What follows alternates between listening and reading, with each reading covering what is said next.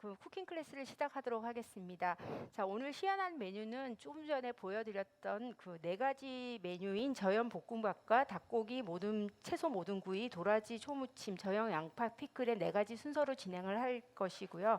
먼저 첫 번째 저염 볶음밥에 대해서 시작을 하도록 하겠습니다. 재료 컷 먼저 보여주시겠습니까? 오늘의 재료를 먼저 소개를 해드리겠습니다. 재료는 3인분 분량으로 준비를 해봤고요. 쌀밥 600g, 그리고 당근 60g, 양파 60g, 청피만 60g, 홍피만 60g, 그리고 올리브유 1.5큰술, 무염버터 1.5큰술이 재료가 됩니다. 그리고 오늘 이 볶음밥의 소스로 사용될 저염 간장 그 소스는 너무 작은 양을 만들기가 어렵기 때문에 5인 분량으로 저희가 준비를 했고요. 이 5인분은 간장 한 작은술, 설탕 한 작은술, 그리고 식소 한 1작은술, 연겨자 5분의 1 작은술, 그리고 생수 한 큰술과 후춧가루 약간으로 구성이 되었습니다. 자, 그 시연을 하기 전에 만드는 방법을 먼저 보여드리겠는데요. 일단 당근과 양파를 얇게 먼저 채 썰고 홍피망과 청피망은 길쭉하게 썬 다음에 모든 재료를 다 다집니다. 그리고 다진 채소는 재료의 10배 정도의 물에 2시간 이상 담궈둔 후 건져서 사용을 하게 되고요. 후라이팬에 무염 버터와 올리브유를 두른 다음에 다져놓은 물에 담궜다가 건져놓은 채소를 볶다가 밥을 넣고 함께 볶고요. 앞에 소개해드렸던 분량의 재료를 전부 넣어서 소스를 만들게 됩니다. 그러면 교수님께서 시연하는 것을 보여주시면서 저희가 중간에 궁금한 점들을 좀 확인하고 물어보는 시간을 가지면서 쿠킹 클래스 진행하도록 하겠습니다. 네, 먼저 재료의 양을 여러분들이 확인하시는 게 좋겠는데요. 눈으로 지금 보이시는 저희가 썰어 놓은 이 양이 3인분 정도에 해당하는 양입니다. 목축량을 여러분들이 보통 당근 요거는 아마 한 7cm 한 토막 정도 될 것 같은데요. 요 정도 한 토막이 3인분이니까 요걸 3개 정도로 나눴을 때 자기가 한 번 1인분 양이라고 생각하시면 될 것 같고, 또 요것도 피만 종류나 이런 것도 보통 한 3분의 1개, 그쵸, 꼭지하고 밑에를 띄었을 때 여러분들이 요런 요게 3인분의 정도 양이라는 걸 아셨으면 좋겠습니다. 그리고 양파도 요 정도. 요거에 이제 재료를 가지고 저희가 이제 볶음밥이니까 밥을 한 상태로 한 공기 가득 여러분들이 드시는 밥 한 공기 양입니다. 그리고 여기 소스 양은 미리 저희가 계량을 5인분 양으로 앞에서 레시피에서 보여드린 양을 저희가 미리 이렇게 계측해서 담아놓은 양입니다. 그래서 여러분들이 요 정도 양으로 만들어진 있다가 소스가 이제 요 상태인데요. 요게 5인분이에요. 5회 정도 먹을 수 있는 양입니다. 그래서 저염으로 만들었는데 이거는 많이 먹어도 된다고 생각하시면 안 되고, 저염으로 만든 것도 이걸 정확하게 5인분으로 저희가 나누게 되면 보통 큰 술로 이렇게 한 큰술 정도 이렇게 가득 된 양이 한 1인분 정도가 돼요. 그래서 한 끼에 내가 만드는 거를 요 정도 만들어서 한 번에 한 숟갈 정도 양을 초과하지 않도록 먹는 게 가장 중요하겠죠. 우선 써는 거를 보시면, 써는 거는 이렇게 제가 미리 좀 썰어놨는데 이렇게 작게 써실수록 아까 칼륨이랑 이게 많이 빠져나갑니다. 그래서 저희가 이제 뭐 미리 좀 썰어놨지만 양파 같은 것도 여러분들이 보통 써실 때처럼 요거를 먼저 가늘게 채를 쳐주시고, 그 다음에 모든 재료에 얘네들을 다시 잡아서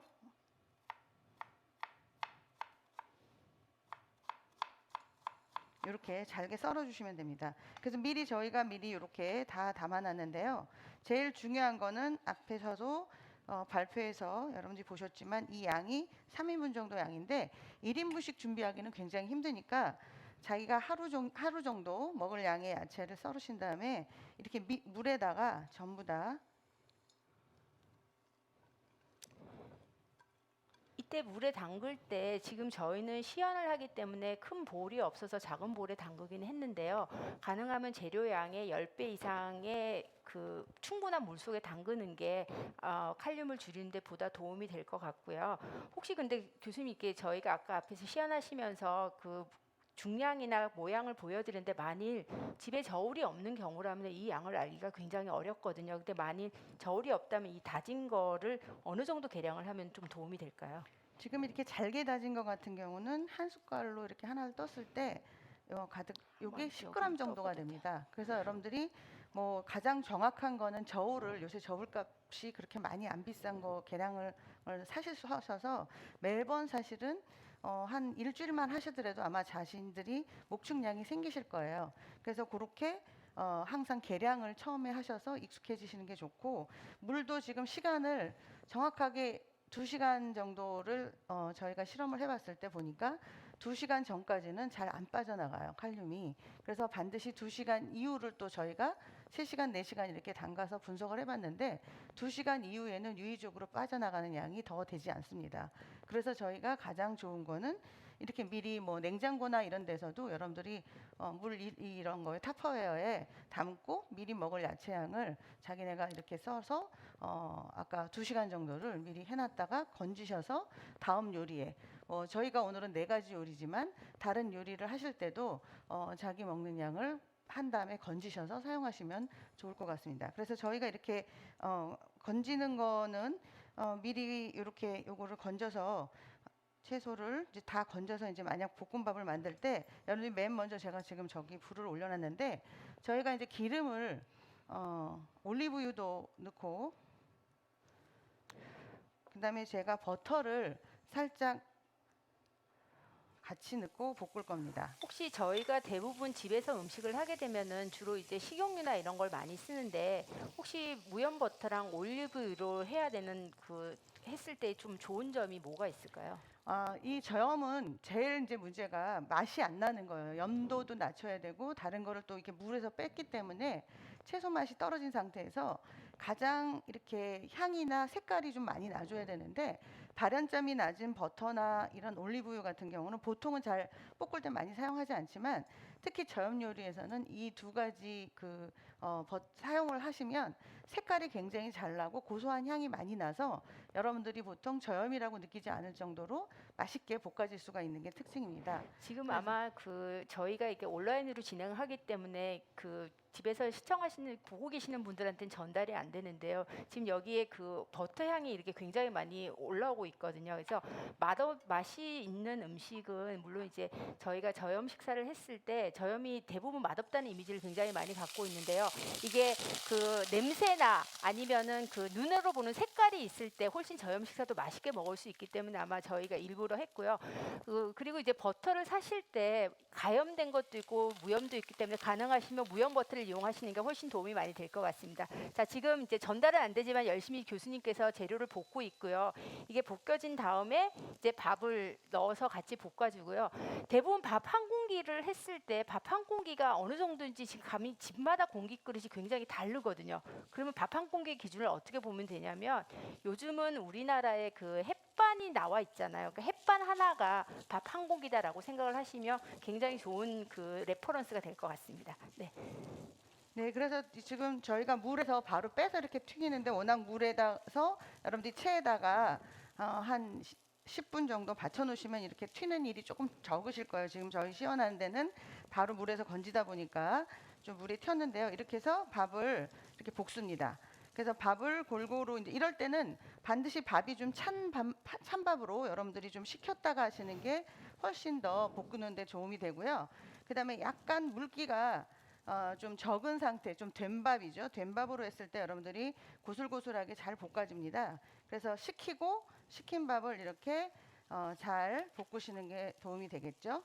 그래서 이렇게 골고루 이제 볶으시고 여기에 이제 그대로 사실은 드셔도 나는 그냥 뭐 저염인지 잘 모르겠는데 그러고서 이제 드시는 분도 있고 다른 반찬하고 나는 좀 싱겁다 하시면 이제 저희가 만든 저염 소스를 이제 저희가 이렇게 만드는데 아까 이 5인분 제가 보여드린 재료의 양을 전부 다 섞어서 여러분들이 보통 뭐 거품기 같은 거 요새 조그만 거 거품기로 이렇게 금방 섞으시면 이렇게 잘 섞어집니다. 그래서 요거는 이제 볶음밥에 같이 먹기 직전에 항상 저염의 가장 큰 특징은 또 미리 이렇게 얘를 뿌려 놓거나 절여 놓으시면 얘가 다 스미면서 짠맛의 그 정도가 더 흐려져요. 그래서 제일 중요한 거는 항상 소스를 옆에 놓고 먹기 직전에 바로 뿌려서 먹으면 혀 끝에서 짠맛의 수용도가 높기 때문에 첫 번째 만족도가 높으면 그 다음에는 조금 싱겁더라도 그 정도를 잘 못 느끼게 돼요. 그래서 제일 중요한 게 항상 좀 번거롭지만 소스를 만들었다가 모든 요리 옆에다 뒀다가 바로 뿌려 먹는 거를 직전에 섭취 직전에 여러분들이 하시는 게 요령입니다. 그리고 또 하나는 저희가 이렇게 지금 볶음밥으로 했지만 저는 이제 두 번째로 이제 응용드린 경우는 쌀을 충분히 불리신 다음에 얘를 똑같이 채소랑 이거를 볶아요. 버터랑 아까 올리브유에 충분히 볶으신 다음에 거꾸로 거기다가 이제 물을 부어서 밥을 하시는 거예요. 리조또라고 하는 요리 여러분들이 많이 드시는 것처럼 이제 그거를 물로 붓고 그다음에 거기에 다시마 같은 경우 여러분들이 보통 6cm 정도의 다시마 정도에는 요오드가 별로 적으니까 밥을 하실 때 그걸 하고 냄비 솥밥을 하시는 거예요. 그 다시마는 이제 드시지 않고 빼내고 근데 다시마에서 나오는 향이나 우려진 어떤 감칠맛이 더해져서 여러분들이 이렇게 볶음밥으로 드실 때는 좀 느끼한 걸 싫어하시는 분은 너무 느끼하다고 하시는데 그렇게 밥으로 했을 때는 그게 잘 골고루 스미시니까 전혀 그렇게 느끼지 않고 맛있는 솥밥이 돼요. 그리고 거기도 역시 똑같이 이렇게 소스를 주셔서 이거는 이제 선택이죠. 넣어도 되고 나는 그렇지 않고 그냥 먹을 수만 하다 그럴 때는 오히려 안 넣고 먹는 게 더 좋고요. 너무 싱겁다 하시는 분은 아까 말처럼 먹기 직전에 양념을 해서 하시면 됩니다. 그래서 이렇게 저희가 잘 볶아지면 여기 1인분 양으로 저희가 미리 해놨는데요. 이렇게 저희가 딱 볶아서 한 공기 계량을 해서 쌓아놓은 양입니다. 그래서 이렇게 된 양을 지금 말한 이 소스는 직전에 이건 5인분이라고 그랬죠 제가. 그래서 이거를 한 숟갈만 여러분들이 반드시 계량해서 이걸 놓고 드시면 안 되고 한 숟갈만 계량해서 옆에 따로 넣으셔서 그 양을 지키시는 게 굉장히 중요해요. 한 숟갈만 되도록이면 요거를 만들어서 먹게 되면 여러분들이 볶음밥을 자유자재로 이렇게 응용해서 두 가지 정도 제가 지금 리조또로 알려드린 그 방법하고 활용하실 수 있을 것 같습니다. 제가 하나 더 궁금한 게 있는데요. 지금 네. 보통 그 소스 만들 때 저희가 겨자를 써서 잘 만들지는 않거든요. 근데 여기에 지금 오늘의 그 소스에는 연겨자를 넣어서 같이 만들었어요. 그래서 연겨자를 넣어서 만드는 어떤 특별한 이유가 있을까요? 저희가 처음에 개발을 할 때 연겨자를 안 넣고 이제 요걸 또 개발을 했는데요. 그것도 이제 소스가 하나가 더 버전이 되겠죠. 근데 연겨자를 안 넣으면 전반적으로 이 신장은 먹지 말아야 될 게 너무 많잖아요. 단백질도 빠지고 곡류도 빠지고 많이 제한되다 보니까 전체 칼로리가 부족한 거예요. 그래서 전체 칼로리를 좀 더 다른 식사보다 지방이 많이 이렇게 먹게 되니까 다 몇 끼마다 좀 느끼한 그런 맛을 주는데 이렇게 겨자랑 아니면 와사비라든가 이런 거를 조금 이렇게 여러분들이 넣어서 주면 훨씬 더 좋고 그다음에 여러분들이 뭐 우리나라 같은 경우에는 이제 그 고춧가루 같은 고춧가루, 거. 예. 네. 그래서 그다음에 뭐 생고추 이렇게 여러분 청원고추 같은 거 이렇게 바로 이렇게 다지셔가지고 여기다 뿌려서 같이 먹으시면 색깔도 좋고 조금 매콤한 맛을 즐기시면 느끼한 맛이 줄어서 오히려 우리나라 사람들은 좀 매운 걸 잘 먹으니까 이거를 우리나라식은 조금 맵게 와사비를 넣는 게 좋은 것 같아요.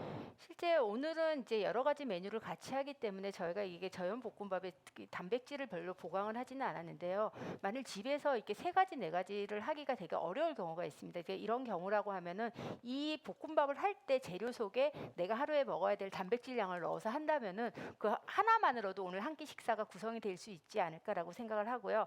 아마 이제 볶을 때 지금 좀 저희가 그 시연의 그 1인 분량 볶은 것보다는 시연하는 메뉴가 좀 허옇게 나온 거는 그 급하게 채소를 넣으면서 채소량이 좀 적게 들어간 거고요. 실제 저희가 보여드린 양이 오늘 제대로 한 1인 양이고요. 만일 이왕이면은 이렇게 알록달록하고 저희 신장 환자분들이 병원에서 식사를 저희 드리면 저희도 검식을 하지만 이렇게 푸른 채소나 이런 것들을 많이 못 쓰기 때문에 보고 있으면 맛없다라는 생각을 굉장히 많이 하거든요. 그래서 눈으로 보는 즐거운 이런 식사를 하기 위해서 가능하면 색깔 채소를 약간씩은 활용하는 게 좀 도움이 많이 될 것 같습니다. 자, 그래서 그 오늘 조리법을 마지막으로 한번 정리된 거를 보여드리도록 하겠습니다. 슬라이드 보여주세요.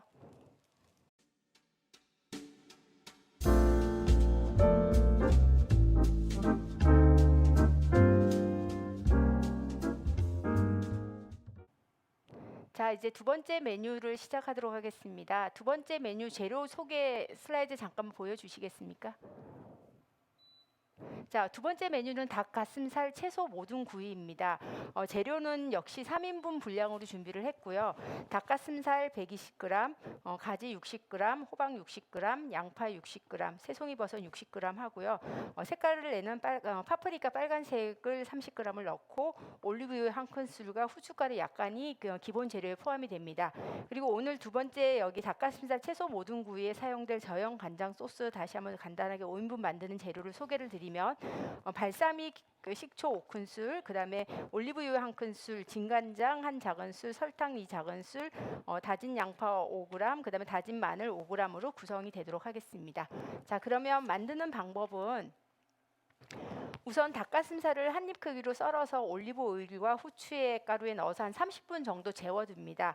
그 이후에 애호박은 0.5cm 두께로 반달 모양이나 둥글게 써셔도 되고요. 가지는 7 곱하기 0.5 cm으로 어슷하게 약간 비슷하게 썰어주시고 양파는 1cm, 그리고 새송이버섯도 0.3cm 두께로, 그리고 파프리카는 2 곱하기 2 크기로 써는데 꼭 이대로 썰어야 되는 건 아니고요. 약간 응용을 하셔서 굽기 좋은 형태로 썰으셔도 상관은 없습니다. 그런 다음에 채소는 앞에서 보여드렸던 것처럼 전체 재료의 10배 정도 되는 물에 2시간 일단 우선 침지를 하시게 되고요. 그 다음 슬라이드 보여주시면, 그런 다음에 재워둔 닭가슴살을 먼저 후라이팬에 익히고요. 두 번째 채소를 모두 익힌 다음에 소스는 믹서기를 이용해서 갈거나 아니면은 그냥 섞어서 만드셔도 됩니다. 네, 그럼 조리 시연 시작하도록 하겠습니다. 네, 이것도 두 번째 메뉴도 여러분들이 먹을 수 있는 채소의 양. 여러분들이 요렇게 이 3인분이에요, 요것도.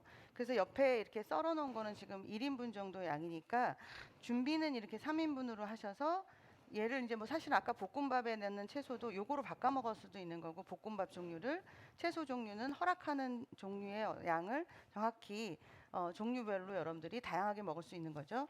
그래서 3인분 양이고, 그다음에 여기에 들어가는 소스입니다. 그래서 요것도 얘는 5인분, 소스는 지금 다 5인분 양으로 되어 있어요. 그래서 여러분들이 다 섞으신 다음에는 반드시 그거의 양을 1인분 양으로 계량을 빼내신 다음에 1인분씩 하시는 게 좋습니다. 그래서 이 소스 같은 경우는 이제 팁인데 매번 이렇게 만드시긴 되게 어려우니까 우리가 또 너무 오래 만들어 놓을 수도 없어요. 그래서 여러분들이 한 이틀치 정도를 이거 분량을 생각하셔서 내가 한 3회 먹겠다, 5회 먹겠다 그러면 좀 많은 양, 5회 정도 양을 병에다 놓고 아까 계량처럼 한 스푼으로 먹어야 되는 거, 반 스푼으로 먹어야 되는 거를 이렇게 종류별로 우리 이렇게 집에서도 뭐 돼지 불고기 간장, 불고기 간장 이렇게 만들듯이 여러분들이 자기 나름대로의 소스를 만들고 그때 응용을 해서 난 이번에는 이걸로 먹겠다, 이걸로 먹겠다 바꿔서 먹으면 좋을 것 같습니다. 그래서 오늘 이제 써는 거는 지금 여기에 제가 호박을 뭐 다른 거는 썰어져 있는데 1인분씩이에요. 1인분이라고 하면 아까 말한 것처럼 한 2조각 정도 돼요. 그래서 이제 요 정도 양을 여러분들이 저희가 일부러 이렇게 색을 또 다양하게 한 게 아까 염도가 적다 보니까 지금 여러분들이 보통 때 드시던 것보다 빨간 거라든가 색깔이 나지 않아요. 그래서 되도록이면 채소를 색깔 있는 채소랑 합해서 좀 먹음직스럽게 여러분들이 구성을 하는 게 좋겠고요. 그래서 요번에는 좀 크게 썰었는데, 그래서 여기도 뭐 슬라이스한 요거를 이제 물에 담가야 되죠. 그래서 물에 담그는 거 이제 여러분 지금 보시니까 지금 이렇게, 예, 이건 1인분인데 이렇게 해서 이것도 역시 2시간을 담가야 되니까 항상 여러분들이 미리 담가 놓고 2시간쯤 해서 얘를 다 체에 받친 다음에 여러분들이 타파웨어에 좀 이렇게 담아 두시면 아까 채 쓴 거, 잘게 다진 거, 그다음에 이렇게 한 거 뭐 이런 식으로 준비했다가 1인분씩 타파에 담아놨다가 그때 몇 끼마다 하나씩 꺼내셔서 요거를 요번에는 볶아서 먹고 한 번은 밥에도 먹고 그다음에 조금 이따 하는 피클도 요번에 이렇게 먹고 이런 식으로 여러분들이 계량을 이 정확한 양에 대한 양을 여러분들이 갖는 게 굉장히 중요하고요. 그래서 이렇게 2시간 동안 담그는 동안 저희가 닭고기는 또 닭 가슴살을 이렇게 해서 올리브유하고 소금 후추로 이렇게 마리네이트를 해놨습니다. 그래서 마리네이트 해놓으면은 이렇게 미리 해놓고 하는데 저희가 이제 닭고기 같은 경우 올리브 오일에 재는 게 이렇게 마리네이트 시키는 거죠. 혹시 네네. 올리브유 말고 다른 걸로도 할 수 있나요? 혹시 많이 한다면? 들기름도 좋고 이제 뭐 들기름 같은 경우도 여러분들이 사용하셔도 좋고 참기름도 사용하셔도 좋아요. 어느 기름이든지. 근데 올리브유 같은 경우는 여러분들이 다 알다시피 얘가 올레산이라고 하는 단일 불포화 지방산을 갖고 있어요. 70% 이상이. 근데 이 지방산은 다른 지방하고 달리 얘는 고지혈증이라든가 심혈관 질환을 많이 높여주지 않는 지방입니다. 좀 많이 먹어도.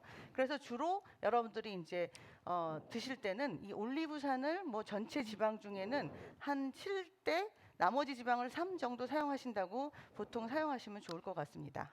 실은 닭가슴살을 생각하면은 다들 다이어트 식품으로 먼저 생각을 하고요. 그래서 지방이 없기 때문에 굉장히 뻑뻑하거든요. 그래서 저희가 닭가슴살을 환자분한테 드시라고 하면은 이거 뻑뻑해서 못 먹는다라는 얘기를 많이 듣게 되는데 이 올리브유에 약간 침지를 해서 사용을 하게 되면은 굉장히 부드럽고요. 실제 이런 조리 방법은 저도 집에서 써보니까 그 이게 과연 닭가슴살이었나 그냥 일반적인 닭고기랑 똑같지 않냐 이런 생각들을 해서 먹기 굉장히 부드럽게 되는 거를 많이 경험을 하고요.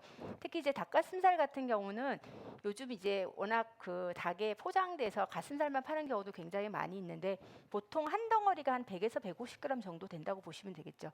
물론 작은 경우도 있긴 하지만 그 전체적으로 포장된 거에 보면 한 400g, 300g 이런 양이 있기 때문에 아마 120g을 계산하는 것도 포장 단위가 있어서 좀 쉽게 하지 않을까라고 생각이 됩니다. 자, 그러면 교수님 좀 하시는 거 보여주시겠습니까? 네, 그리고 소스는 이제 지금 저희가 미리 이렇게 또 여기 소스를 만들어 놨는데요. 아까 계량한 것처럼 저기를 섞어서 요건 또 다른 소스죠. 오늘 두 번째 소스가 이렇게 만들어져 있습니다. 요거를 아까 계량으로 사용할 수 있는 건 제가 이렇게 요 양도 큰 숟가락으로 한 숟갈 정도가 1회 분량입니다. 그래서 여러분들이 항상 다 만들어진 토탈 양을 재신 다음에 얘가 5인분이면 5인분에서 얼만큼을 먹을 수 있는지를 여러분들이 계량하셔서 목축량으로 반드시 이걸 어기지 않도록 더 먹으면 안 되죠. 그래서 이렇게 하시면 되고요. 그래서 이제 볶는데 제일 먼저 그러면 채소를 볶아도 좋고 뭐 닭고기를 볶아도 좋은데 전반적으로 이제 제가 예열한 데서 닭고기를 먼저 충분히 볶아주는 게 좋아서 지금 보이는 양은 실은 1인분보다 양은 좀 양이 많은 좀 많습니다. 양이니까 참고하시면 좋을 것 같고요. 네.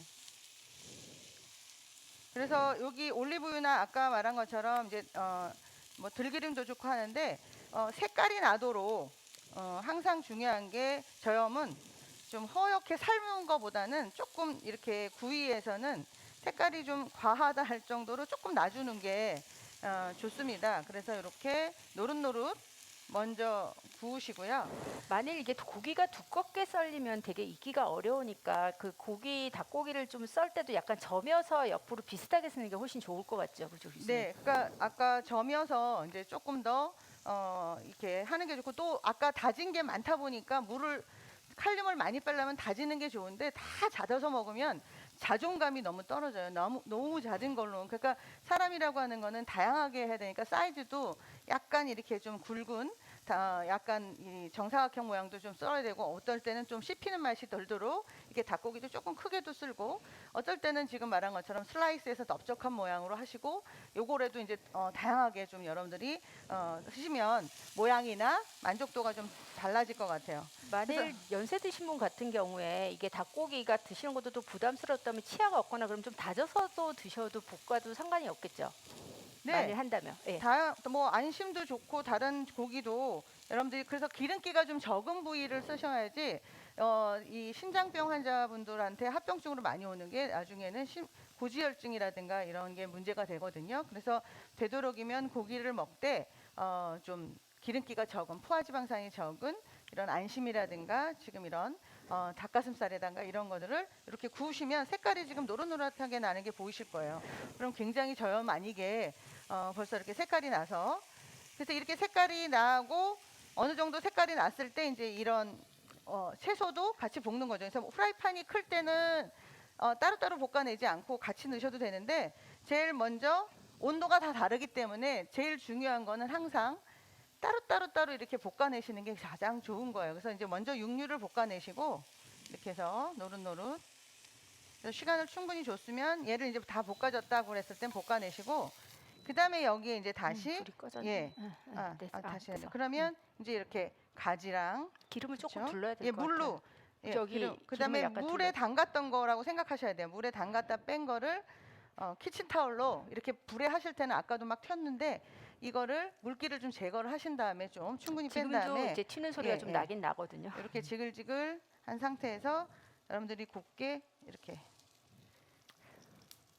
혹시 이게 마리네이트 할 때 제가 갑자기 궁금해서 여쭤보는 건데요. 지금은 닭고기만 가지고 저희가 이게 좀 부드럽게 했는데요. 이런 방법들을 뭐 소고기나 이런 데서도 쓸 수 있나요? 제가 궁금해서 한번 여쭤보는. 소고기도 아까 안심이라든가 이런 부분은 적은데 이런 때도 여러분들이 살짝 올리브유나 이런 걸로 마리네이트를 해놓으시면 돼지고기 같은 경우에도 상당히 냄새가 많이 없어져요. 이 올리브유가 굉장히 그런 냄새 없애는데도 그 누린내 제거에도 굉장히 효과가 있기 때문에 이렇게 해서 이것도 역시 똑같이 노릇노릇 구워져서 여러분들이 마무리를 하시면 될 것 같습니다. 근데 저희 그 올리브유 같은 경우에는 저게 종류가 되게 많은 게 압착도 있고 뭐 퓨어도 있고 여러 가지가 많은데 아마 향이나 이런 거를 더 잘 즐기려면 그 압착 네, 올리브유 네. 사용하시는 게 더 그렇죠. 좀 압착 올리브가 냄새나, 좋은데 예. 압착 올리브유는 향도 좋고 훨씬 더 색깔이 잘 나요. 이렇게 얘는 이제 퓨어하게 정제를 해놓지 않았기 때문에 그 대신 이제 높은 온도까지 올라가는 데는 조금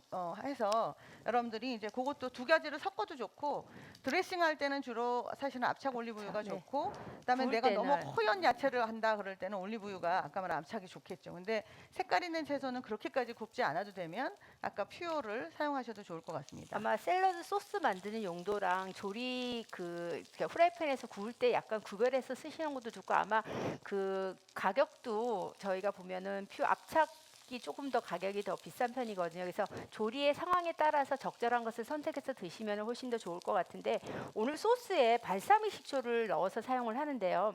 혹시 발사믹 식초를 넣는 이유가 좀 있을까요? 발사믹 식초는 염도도 작고 그다음에 약간 신맛이 이제 식초니까 신맛이 있으면서 감칠맛이 있어요. 그러다 보니까 아까 느끼한 맛, 전반적으로 지금 칼로리를 높이기 위해서 저희가 지방을 많이 사용하는데 그런 거랑 가장 잘 어울리고요. 그다음에 볼륨을 늘리는데 우리가 보통 소스가 간장이나 이런 거 소금으로 한 거는 너무 조금 쓰다 보니까 소스를 묻히기도 어려울 정도로 1인분 양을 측정하기가 어려운데 이럴 때 볼륨을 높일 때 가장 많이 여러분들이 써서 무난한 것이 발사믹 식초예요. 그래서 발사믹 식초를 서서 이렇게 하시면 어느 요리에도 사실은 밥이나 뭐 이런 요리에도 잘 어울리고 요새 많이들 드셔보셔서 또 수용도도 굉장히 많이 좋아진 것 같습니다. 아마 저희가 왜 예전에 패밀리 레스토랑 같은 데서 빵 찍어 먹을 때 올리브 오일에 그 왜 가운데 똑 떨어뜨려진 식초가 발사믹 식초죠. 그래서 맞아요. 많이 아마 이미 많이 드셔봤을 것 같고 그 발사믹 식초가 이제 포도를 발효한 식초죠. 근데 혹시 우리나라에서 이 발사믹 대신에 우리나라 식초를 응용할 수 있는 거는 있을까요? 혹시?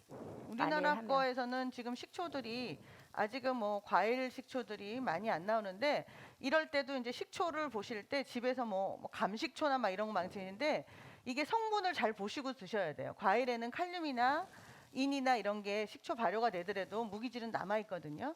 그래서 여러분들이 아까 표기사항을 보시고 허용이 되는 식초를 여러분들이 사용하시면 좋을 것 근데 같습니다. 저희가 많이 듣는 질문 중에 하나 뭐가 있냐면은 이제 매실 액기스를 그 발효했다고 쓰는 경우도 되게 많고요. 오미자 액기스 이런 거를 이용해서도 많이 만들려고 하는 경우는 저희가 좀 들어봤는데 실제 이제 제가 그 매실 액기스나 오미자 액기스의 그 농진청 자료를 가지고 칼륨이나 인 양을 한번 조사를 해봤거든요. 그랬더니 매실보다는 오미자가 좀 적더라고요. 근데 아까 우리나라 그 가공된 그 식품 그 식초나 이런 거에 칼륨에 대한 양은 없기 때문에 혹시라도 궁금하신 분이 있으시면은 제가 아까 보여드렸던 그 기억을 하지 않으시더라도 그 인터넷에 국가 성분 뭐 표준 식품 DB 하면은 그 자료가 나오거든요. 거기서 한번 그 찾아보시고 응용하는 것도 도움이 되실 것 같습니다. 자, 그러면은 그래서 이제 다 요게 완성된 거 구워져서 한번 보여주시면 완성된 좋을 걸 것 같아요. 보시면 여기 이제 저희가 미리 만들어 놨는데 지금 여기에 지금 아까 계량으로 된 걸로는 한 숟갈 요 정도 네. 한 숟갈보다 조금 못 되게 요 정도 양이 이제 배식이 되게 됩니다. 지금 그래서 이 양이 그 생각보다 굉장히 이건 정확하게 저희가 1인 분량을 해서 만든 거거든요. 근데 한 끼 식사의 반찬으로 해도 절대 모자라지 않을 정도의 양인데 이제 화면으로 보면 이게 어느 정도 양인지 잘 못 따라 안 보이시거든요. 그러니까 제가 손을 잠깐 보여서 보면은 실제 저희 손바닥보다도 굉장히 많은 양인 거를 볼 수 있어요. 그래서 그 무조건 적게 먹는 게 아니라 그 나한테 필요한 양만큼을 잘 골라서 적절하게 드시는 걸로 한다면은 그 좋을 그 만약 그 식사요법 하는데 굉장히 도움이 될 것 같고요. 조금 이제 우리나라 한식이랑 좀 다른 형태이기 때문에 연세 드신 분들이 조금 그 적응이 되시지 않을 수도 있을 것 같은데 그래도 새로운 방식으로 시도하는 게 저염 식사에 접근이 훨씬 쉬울 것 같고요. 만일 오늘 저희는 모듬 채소 구이랑 같이 이런 시연을 했는데 여기에 혹시 그 저희가 왜 저칼륨 채소의 그 양상추나 이런 오이들을 이용해서 샐러드로 같이 이용을 해서 해도 네네. 괜찮겠죠? 네. 그렇죠. 이제 먹을 수 있는 채소 양을 먼저 여러분들이 다 DB로 보시고 교육 자료에 나와 있을 거예요. 그 양을 정하신 다음에 이렇게 너무 익힌 채소 말고 어느 날은 아삭아삭한 맛을 원할 때는 허용된 칼륨이 적은 채소를 가지고 아까 발사믹 식초 같은데 저희가 다음에 하는 양파 그 피클 같은 소스를 미리 마리네이트를 했다가 반드시 그래서 한 좀 숙성을 하루나 이틀 정도 숙성을 시킨 다음에 드시면 저염의 맛이 훨씬 더 장아찌주는 오히려 좋아요. 그래서 그렇게 드시면 좋을 것 같습니다. 저희가 병원에서 그 신장 환자분들을 대상으로 실제 조리 시연이나 이런 쿠킹 클래스를 해봤거든요. 그래서 저희가 그 오늘 이런 발사믹이 들어간 저염 소스나 이런 것들을 만들어서 만든 직후보다 소스가 한 2, 3일 정도 숙성되니까 훨씬 좋고요. 나중에 시연할 그 저염 양파 피클 오늘 할 텐데 그것도 그 김치 대용처럼 해서 그 한 일주일 정도 충분히 식초에 대한 그 신맛들이 좀 줄어들었을 때 더 좀 거부 반응이 적은 것 같아서 그 나중에 보시면 도움이 될 것 같습니다. 자, 그러면은 오늘 조리한 내용을 마지막으로 정리를 하고 다음 거 준비하도록 하겠습니다.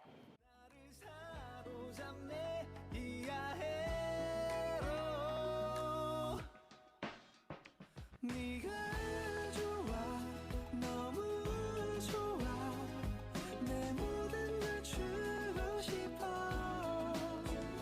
너에게 나는 네 마음 자, 세 번째 메뉴인데요. 세 번째 메뉴는 도라지 초무침으로 진행을 할 예정입니다. 잠깐 재료컵 보여주세요.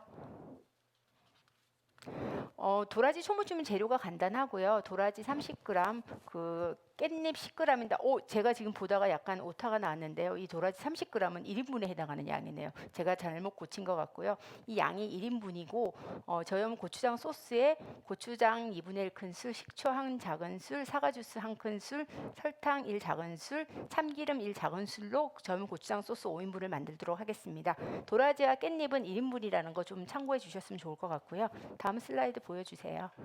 만드는 법은 먼저 깻잎을 얇게 썰고요. 그 다음에 도라지는 원래 채가 있으니까 물에 2시간 이상 담궜다가 건진 다음에 아까 앞에서 말씀드린 초고추장을 만드는 거를 그냥 무치기만 하면 됩니다. 그럼 교수님 한번 보여주세요.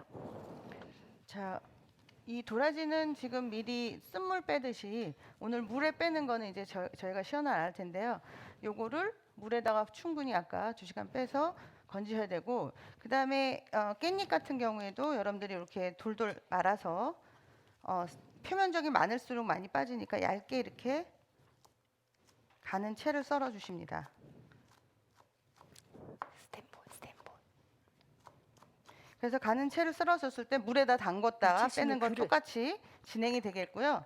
그다음에 여기도 소스도 똑같이 요 소스를 전부 잘 섞으셔서 이제 만들어 놓으면 이렇게 소스가 될 거예요. 이게 5인분이에요. 그래서 5인분 소스를 또 계량을 하시면 얘는 아마 한 숟갈씩까지는 안 될 거고 3분의 2 숟갈 정도가 일회 분량이 될 텐데 요 정도 양을 가지고 이제 섞으시는 거예요. 그래서 요게 물에다 넣었다 뺐다고 생각하시고 미리 빼놓은 겁니다. 저희가 그럼 여기에다가 지금 말한 양념장을 넣으시고 그다음에 비닐 장갑을 끼고 역시 이렇게 조물조물 묻혀 놓으시면 그래서 이렇게 조물조물 묻혀 놓으시면 이게 수분이 조금 더 빠지면서 이제 숙성이 돼요. 그래서 저희가 완성품으로 지금 미리 이렇게 만들어져 있는데 여기 한 번에 드실 수 있는 일회 분량입니다. 그래서 이렇게 드시면 김치를 이제 저희가 못 먹으니까 이렇게 매콤한 그리고 이렇게 고추장 소스 벌써 소스가 오늘 3가지가 나가잖아요. 그럼 이거를 반드시 꼭 이것만 해 먹는 게 아니라 이 고추장 소스를 나는 볶음밥에다 넣어도 먹을 수도 있는 거고 그다음에 아까 채소구이를 나는 이런 매운 소스에다 하고 싶다 그렇게 해도 돼요. 그래서 여러분들이 소스에 대한 거는 얼마든지 응용을 해도 좋을 것 같습니다. 그래서 요거는 간단하게 이렇게 먹을 수 있는 야채를 생채로 이렇게 무쳐서 먹는 방법을 소개해드렸습니다. 자, 만드는 법 정리된 자료 한번 보여주시면 되겠습니다.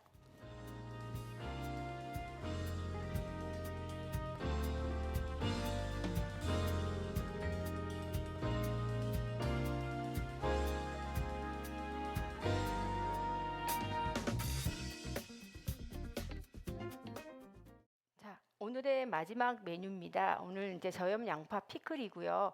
재료는 5인 분량으로 소개를 해드리겠습니다. 재료 컷 잠깐 보여주시겠습니까? 자, 양파 200g이고요. 적양파, 약간 색깔을 내기 위해서 적양파를 50g 조금 넣었고요. 또 홍고추 25g, 청양파 25g으로 재료를 준비를 해주시고요. 저염 초간장 소스도 역시 5인 분량입니다. 간장 1작은술, 식초 4작은술, 설탕 1큰술, 사과주스 3큰술, 참기름 1작은술로 소스 재료 준비되었습니다. 자, 만드는 법 보여주시겠습니까? 만드는 방법은 좀 쉽습니다. 굉장히 쉽은데요. 일단 양파와 적양파, 청피막은 전부 2 곱하기 2 크기로 다 썰어 주시고요. 홍고추는 약간 썰기로 썰어 주시면 됩니다. 그런 다음에 재료를 모두 10배 이상의 물에 2시간 이상 담근 후 건져내고요. 분량의 재료를 앞에 소개해 드렸던 소스에 그냥 잘 만들어 다음에 모든 채소를 넣고 버무리면 되고요. 아까 앞에서도 여러 번 말씀드렸듯이 식초가 들어가면 좀 식초의 신맛이 많이 남아있기 때문에 이 메뉴는 특히 한 일주일 정도 숙성해서 드시면 더 맛있게 드실 수 있습니다. 자, 재료 시연하는 거 보여주시겠습니까? 네, 재료 아까도 보듯이 이제 이건 한 5인분인데요. 그래서 좀 많죠. 그다음에 이것도 역시 양파도 2개로 보라색이 들어가면서 이제 훨씬 더 화려해지죠. 그래서 이렇게 색깔 있는 야채를 5인분 정도의 목축량을 여러분들이 보시고 요걸 준비하신 다음에 써는데 지금 저희가 미리 이제 시간 관계상 썰어놨는데요. 이렇게 아까 말한 것처럼 사이즈를 난 더 적게 하고 싶다. 적게 하셔도 돼요. 다진 사이즈로 하셔도 좋고 요거는 또 다르게 같이 어울릴 때 좀 얘는 다 다진 것보다는 좀 더 큰 사이즈로 좀 식감을 더 좋게 하겠다는 요 정도 사이즈. 그래서 요거가 지금 5인분 정도 양을 했을 때 이거를 물에다 아까 담갔다가 반드시 빼셔야 돼요. 그래서 저희가 이거는 미리 2시간 미리 다 뺐는데 모든 야채를 항상 준비하실 때는 계량 자기가 먹을 양 계량하시고 물에다가 넣었다 빼시는 거. 이거는 루틴하게 하셔야 되는 거고요. 그래서 이렇게 준비하신 다음에 여기다가 다 뺐으면 다 넣으시고 그다음에 아까 보여드린 소스 양을 가지고 여기다가 이제 넣는 거예요. 이렇게 간단하게. 그래서 요거를 미리 지금 저희가 아까 도라지 무침 하듯이 이렇게 이제 묻혀놔요. 근데 지금은 물기가 없는데 얘가 이제 여러분들이 아까 하루나 이틀 이렇게 숙성을 시키라 그랬죠. 그래서 이렇게 놓고 타파에 닫아서 냉장고에 넣고 두시면 이렇게 완성컷에서 보시면 물기가 생겨요. 그럼 이 국물은 여러분들이 드셔도 되는 거거든요. 그래서 아까 이 국물 같은 경우 이제 드셔보시면 새콤하면서 약간 매콤한 향도 나기 때문에 여러분들이 이걸 아까 나는 뭐 이따 아까 볶음밥 같은 경우도 따로 소스 만들기 귀찮아 그러면 이제 이 국물에다가 비벼서 드셔도 좋고 이렇게 여러분들이 만들어서 김치 대신 그다음에 또 아까 느끼한 맛을 가진 그 닭고기 구이 같은 경우랑 같이 또 드셔도 좋고 그래서 저희가 이런 간단하게 이런 피클 만드는 것을 만들어 보였습니다. 혹시 제가 질문 하나 드리고 싶은데요. 이게 간장이 들어가니까 색깔이 좀 약간 까무잡잡하게 나오잖아요. 만일 간장 대신에 나는 색깔이 좀 하얀 게 하고 싶다. 그러면은 이게 소금으로 바꿔서 넣어도 되겠죠? 네, 소금으로 바꿔서 넣는데 소금으로 넣으실 때는 물을 항상 좀, 물이 간장 양만큼 들어가시고 소금은 반드시 또 줄이셔야 돼요. 5분의 1로 줄이셔야 돼요. 간장하고 소금의 염도가 이렇게 많이 염도로 이제 딱 이퀄로 하신다면 소금의 양은 간장의 양의 5분의 1이 바꿔먹기에 정량입니다. 그래서 반드시 그렇게 넣으시고 물하고 넣으시면 또 하얀 장아찌가 되겠죠. 그래서 이렇게 만들어 드실 수 있습니다. 저희가 이제 모든 교육 자료를 보면은 보통 소금을 1g이라고 하면은 3분의 1 작은 수도 많이 알려져 있는데요. 요즘 이제 그 3분의 1 작은 수에 해당하는 소금 1g은 예전에 그 꽃소금 좀 약간 벌크한 소금에 해당되고요. 요즘 이제 마트 같은 데 가보면 보통 조리를 하기 위해서 뭐 구운 소금 이런 거를 샀을 때는 좀 약간 정제가 돼서 이렇게 볼륨이 줄어들었잖아요. 이런 경우는 그 분량을 거의 한 반 정도로 줄여야 기존의 염분량이랑 비슷하다고 생각을 하시면 될 것 같습니다. 그래서 오늘 저희가 이렇게 4가지 재료로 이렇게 조리 시연을 해봤고요. 저희가 이제 다음 제 슬라이드 마지막 이렇게 만드는 방법 다시 한번 보여주시겠습니까? 정리 한번 하겠습니다. 자, 만드는 방법은 지금 그 참고로 보시면 되고요. 지금 제가 이제 저희 화면에 이제 저희가 같이 나오는데 화면 전체를 한번 보여주시면 더 좋을 것 같아요. 저희보다. 제가 오늘 시연한 조리 메뉴에 지금 이제 영양가 분석이나 그러니까 칼로리 분석된 자료를 모여드리진 못했는데요. 실제 이제 영양가 분석을 다 저희 캠프로라는 프로그램을 돌려서 영양가 분석을 다 해봤고요. 제가 지금 세 가지 모양으로 지금 거의 비슷하지만 좀 이게 저희가 이제 실어놨는데, 첫 번째 사진은 오늘 네 가지를 전부 다 했을 때의 에너지와 단백질, 나트륨, 칼륨, 포타슘이나 인의 함량. 그리고 두 번째는 그 도라지 무침만 들어간 메뉴. 그 세 번째는 저염 양파 피클만 넣어서 세 가지 형태로 저희가 식사를 조금 이제 구성을 해봤고요. 보통 칼로리가 지금 한 750에서 한 800 넘어가는 칼로리인데, 보통 성인 남자의 칼로리는 충분히 충족할 수 있는 양인데, 이게 언뜻 그 화면으로 보지만은 실제 작아 보이는 양은 아닐 거라고 생각을 하고요. 이렇게 구성을 하니까 나트륨이나 인은 저희가 권장하는 양보다 다 작게 나왔습니다. 단 포타슘만 좀 양이 많은데요. 이 포타슘은 실제 이제 저희가 조리하기 전에 분량이기 때문에 실제 그 물에 대해서 거의 침질을 하거나 아니면 데쳐서 뭔가를 하거나 이런 과정을 통해서 20에서 30% 정도는 줄일 수 있기 때문에 저희의 그 식사요법에서 권고하는 사항은 충분히 지킬 수 있을 거라고 생각을 합니다. 다음 슬라이드 잠깐 보여주시겠습니다. 그래서 저희가 이제 마지막으로 정리를 하면은, 결국은 어렵게 만드는 거는 하기가 굉장히 어렵고요. 그리고 맛있는 저염 식사, 맛있는 그 신장 식사, 말은 좀 쉽긴 하지만 그래도 할 수 있는 방법은 분명히 있다고 생각을 합니다. 그래서 맛있고 쉽게 만들 수 있는 레시피들이 좀 지속적으로 개발됐으면 좋겠고요. 그리고 오늘은 지금 온라인으로 이렇게 대면으로 하지 못하기 때문에 참여하는 걸 직접 보여드리지는 못하지만은, 실제 이런 식사요법은 저희 의료진이나 영양사나 그런 그 다른 분들보다는 환자가 직접 참여하는 교육이 굉장히 좋거든요. 저희 병원에서도 참여하는 교육도 해봤고요. 대강당에서 조리 시연도 해봤고, 저는 저 앞에 그 사진 제일 앞단에 있는 것처럼 양천구 보건소에 가서 투석을 하는 사람을 대상으로도 한번 조리 시연을 해봤습니다. 근데 참여해 보면은 저염 식사가 결코 어렵다는 생각을 하지 않고 좀 더 쉽게 다가갈 수 있습니다. 그래서 이런 체험형 교육을 좀 같이 콜라보해서 확대할 수 있는 그런 상황이 됐으면 좋겠고요.